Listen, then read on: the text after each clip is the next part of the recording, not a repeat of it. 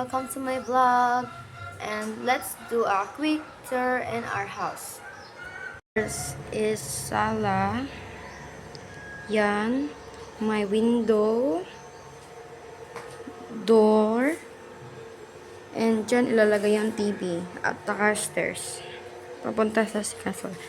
And eto naman, dyan kayo ilalagay sofa, ref, and eto, pasensya na dirty mo na yan kasi di pa siya masyadong kukusin. Eto pala yung kitchen namin, window, tapos door papuntang septic tank. At saka laundry. And dirty kitchen. And this is our toilet. And eto, di pa rin masyadong tapos.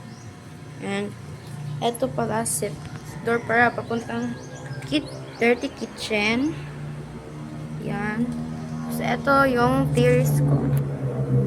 Terrace. Tapos, septic tank. And stairs papuntang taas. So, let's go. Punta tayo sa taas.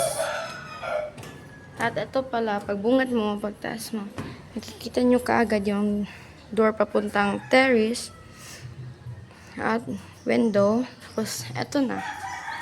Eto bedroom na mama ko, bedroom ko.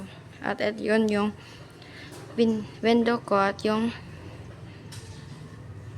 door papuntang terrace. So, let's go. Punta tayo dito sa taas. Ito. Yan.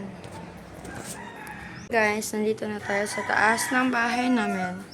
Ito yung door na pinakita ko sa inyo. Tapos, ito yung terrace. Wait lang. Matakot tayo. Yan. Terrace yan. Terrace.